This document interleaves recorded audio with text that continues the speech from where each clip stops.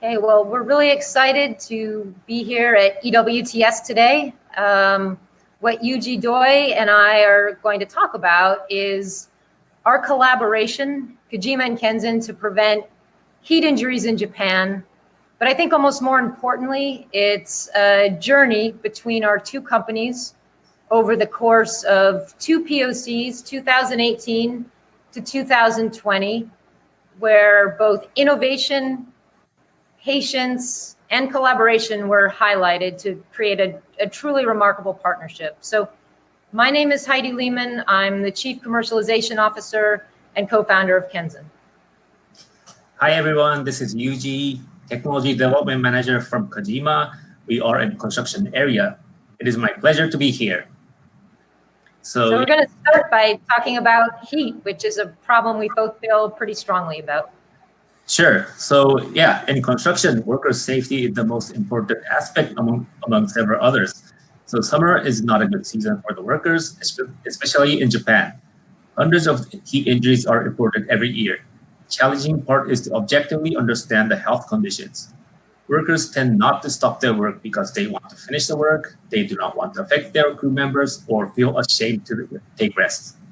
It is really hard to accurately spot it.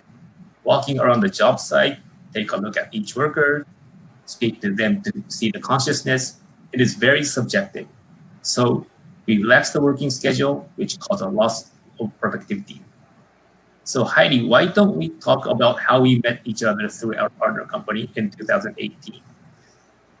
Kajima and Kensin met in Silicon Valley, which is where a lot of innovation starts. And Kajima had really just begun their innovation practice there. And for Kensin, we were just out of the lab. We had an R&D product, and we were very focused on the prevention of heat. Kajima had expressed that this was a key problem they were trying to solve. So we had an early pilot that took place over in Japan with several of our early stage devices. And how can I say this well, Yuji? It didn't go quite as we expected. Some might even call it a little bit of a disaster. From a POC perspective, possibly everything went wrong that could have. The devices, which were built as rapid prototypes, didn't stand up under the harsh industrial conditions. There was a lot of sweat with the workers, and that made sense because it was summer, and we built a water-resistant product, but it wasn't waterproof. And so the devices were also damaged, and the connectivity didn't scale the way we were hoping. In fact, it shorted out altogether in many instances. And although we did have great data, we didn't have enough of our algorithmic development underway where there were meaningful insights. So the end result wasn't what we had hoped. Would you agree with that, Yuji? Yep. Well, we can call it as a disaster, but what we saw was really a great potential to address this serious problem, right? So yeah, also working with Kensin team, their huge support and willingness to address this problem was amazing. So however, the result was we wanted to stay in touch for the further development. Heidi, how about talking what Kensin exactly does? Sure. So backing up a little bit, what we're building at Kensin is the premier physiological monitoring platform to keep workforces safe from heat, fatigue, and overexertion on the job. So the front end of that platform is this patch that I'm wearing right here. And this is the data collection piece. So we are sampling the physiology about every 5 seconds and collecting about 1.3 million data points per worker per day. So a large amount of data. So heat-related injuries actually are entirely preventable, but it's really difficult to understand if they're happening before it's too late. And they move very quickly, so they almost instantly impact the hydration, dexterity, and cognition of workers who are in really high-risk environments. In fact, just from putting on normal PPE to start a day at a construction site, a worker's core body temperature can go up dramatically, just 1 degree Celsius, and that puts them at accelerated risk for a heat injury. So if you think about the main causes of a heat injury, so high exertion, I'm working really, really hard, poor acclimatization, maybe I'm a new worker, all of a sudden I'm on a construction site, or perhaps I was in air conditioning over the weekend, now I'm back on a hot construction site and my body isn't acclimatized. Poor hydration, I didn't drink enough before I got to the work site today, Or maybe I had a little bit too much to drink last night. High heat index, it's really hot outside. So any one of these factors can bring on a heat-related injury, but if you add 2 or 3, the condition accelerates very quickly. So the sensors and the algorithms that we have at Kensin, what we've developed over the course of the last several years, are specifically customized to address heat-related injuries. So heart rate and activity in motion, they factor into our algorithms, but you can find these in pretty much any fitness tracker. Where we really differentiate is in the prediction of core body temperature. And the ground truth here is either an ingestible pill or a rectal thermometer. Neither of those scale very well on a work site. And then microclimate, which is the temperature between the skin and the clothing that a worker may be wearing. This can heat up very quickly and cause heat injury. So on the field, the way that we're talking to workers and safety managers, a worker would get an alert based on their unique physiology that tells them it's time to stop working, it's time to take a break, you are at risk for heat injury.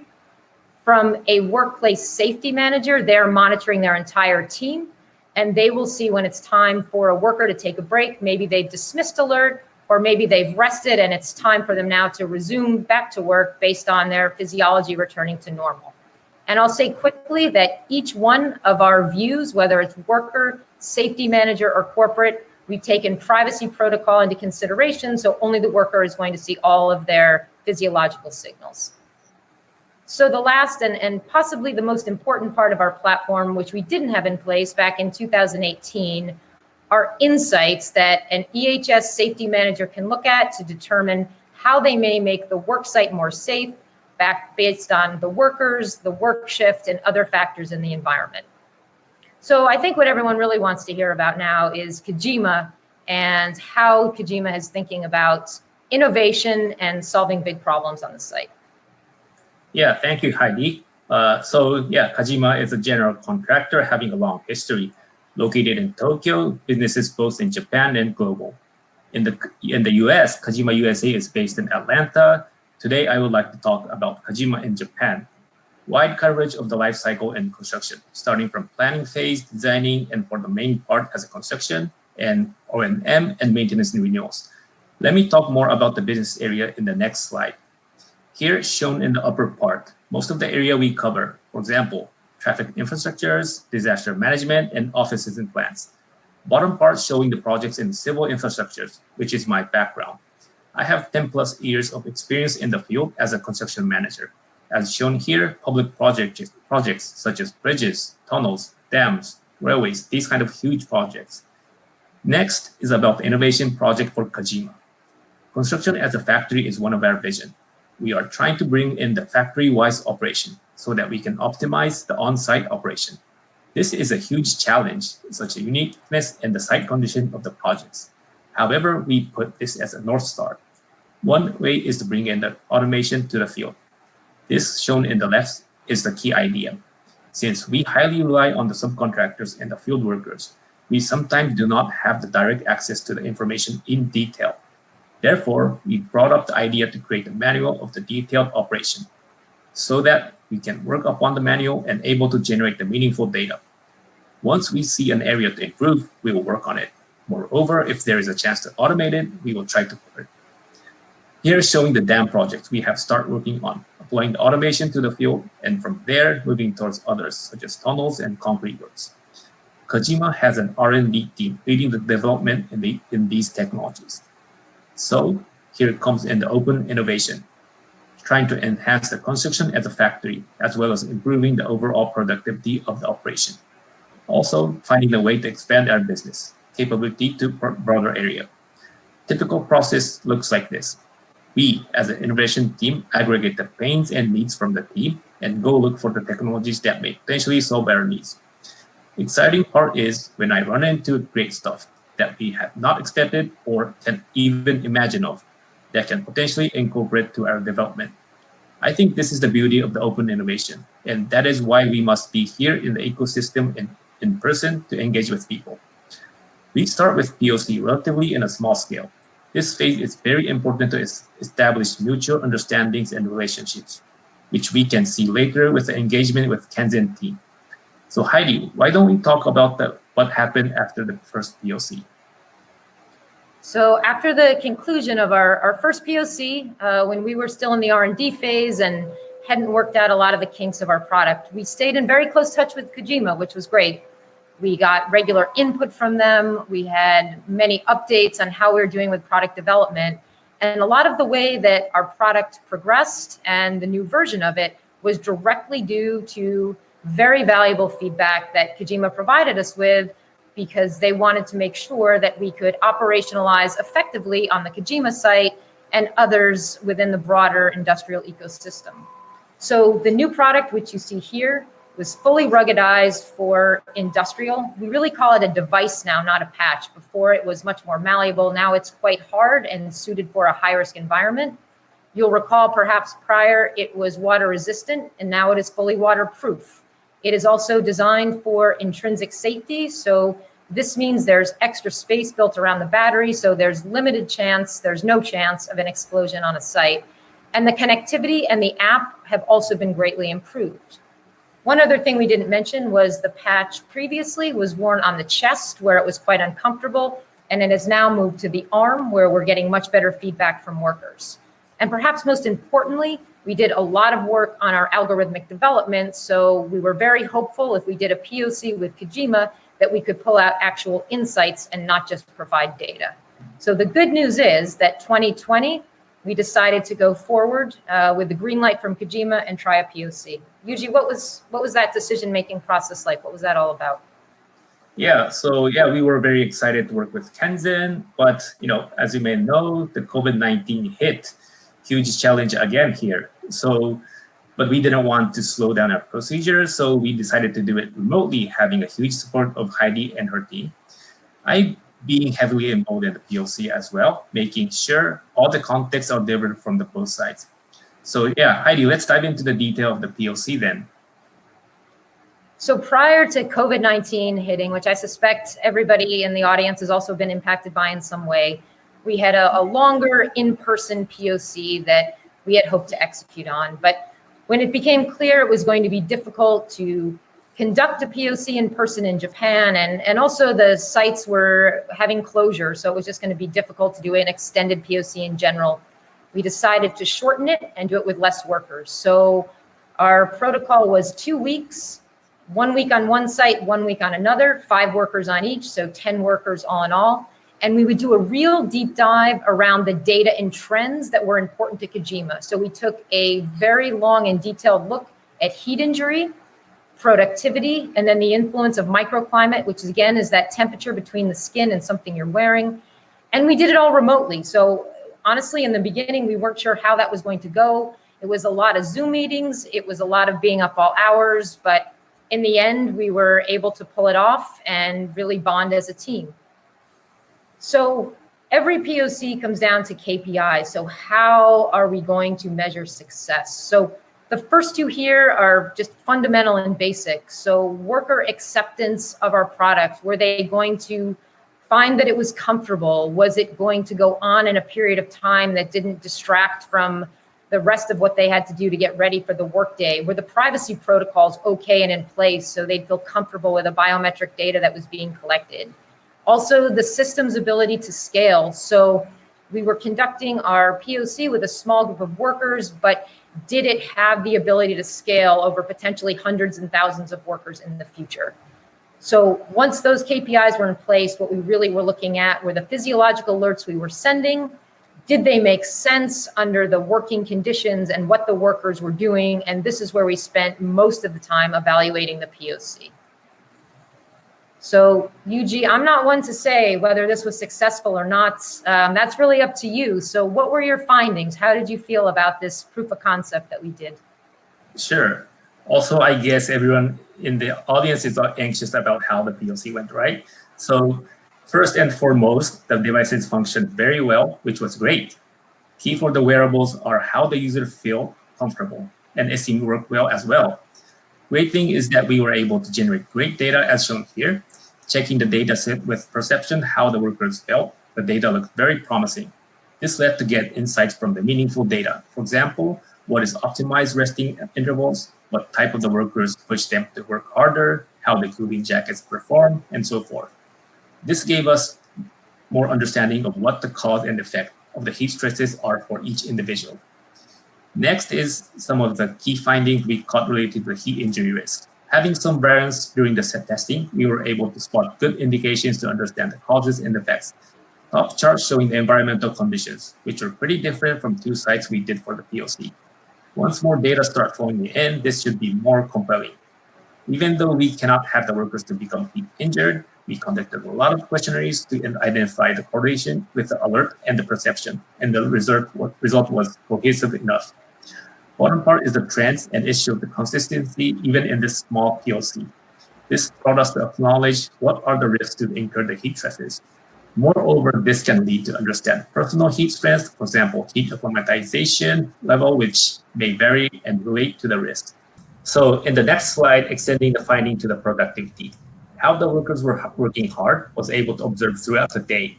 Interestingly and compelling, when the heat and humidity gets higher, the intensity drops, shown in the upper chart. Looking from the safety aspect, we were able to spot which time had the most risk of getting the heat injury. This can be said that we can identify the ideal time to let the workers take a rest.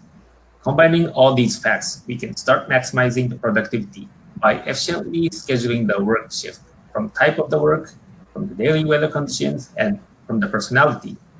I feel this is a great value we can appreciate and certainly feeds into our construction as a factory vision Kajima has.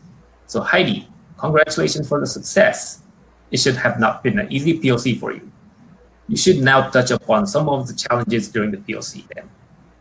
So I think just given COVID-19 and given there was so much on the line, we came away feeling very successful. At the same time, no POC is without challenges. So for us, the remote setup, though we did feel pleased, we were able to figure out the way to do it remotely for such a sophisticated and complicated proof of concept.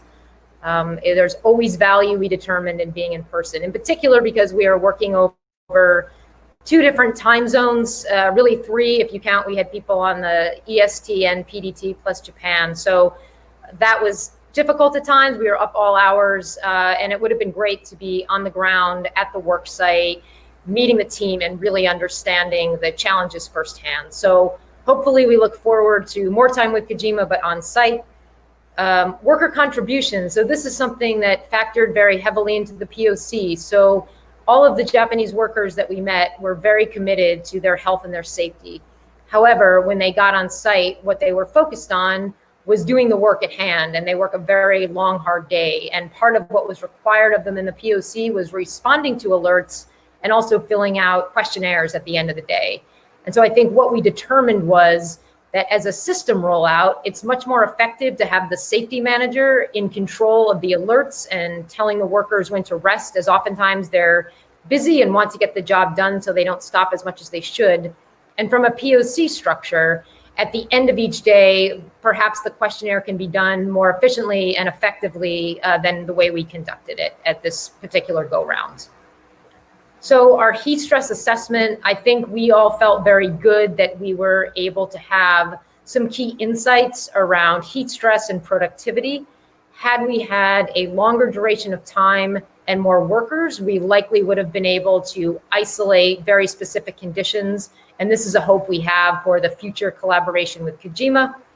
And then localization. So one thing Yuji really pushed us to do, so thank you, Yuji, because this is hugely innovative for our platform, is we created a Japanese translation app. And this was great because many of the workers didn't speak English, and so this was very important. But I think with an extended rollout, more localization, as there's always a difference in culture wherever you go, is to really have a fine-tuned sense of the Japanese worker and what we need to do to make our system accessible to them. So those were some of the challenges, but I think opportunities for the next time. And, they really feed right into our key takeaways. So, for me, I think Kensin, we remain entirely grateful that Kajima was such a collaborative partner, not only with the patients, but really the insight so we could perfect our product and bring it out successfully in the market. I don't think we would be able to do that without the great advice and constructive feedback that you gave us. Remote deployments, I think we have a sense of confidence now that we can do it. We'd love to be in person on the site in Japan, hopefully next year. And also, again, bringing the workers out of the equation for responding to the alerts and having the safety manager be the key driver of that, because that is the responsibility of that role, is keeping the workforce safe. So those were my key takeaways. And I know, Yuji, you had a couple as well around productivity and innovation. So please share with us. Yeah, thanks, Heidi. I cannot more agree than that. I would like to touch upon the productivity part. So yeah, keeping the worker safety is the must, but we also saw the huge potential that may lead to the productivity gain. So since safety usually has a trade-off with the productivity, meaning if you take more risk, you can gain more work to be done, or being protective will be less output, right? So proactively managing the safety and health can maximize the productivity, which will be a great advantage. And overall, during the POC, Kajima and I really learned a lot and able to understand what innovation means for us. Innovation is not just about the technology, it is about how we, as a user, redefine the processes, which I thought about. Yeah, so since the POC went very well, we are moving toward the next, say, challenge. Before rolling out to the entire workers, we need to identify the ideal usage of the system, hopefully in-person setup for the next time. I see also some construction-focused customization necessity, which we both have to take a look closely during the next step. My hope is to eliminate the heat-related injury for the entire industry. So very much looking forward to Kensin being that player and increasing the market in Japan as well. So yeah, Heidi, any comments on for the next steps? Only to say thank you and that we're ready. So we can't wait for the next step with Kajima. Thank you very much. And I'll put our contact information here. I think Yuji and I would both love to hear from you, together, separately, of course. And we look forward to your questions. Thank you very much. Thank you very much.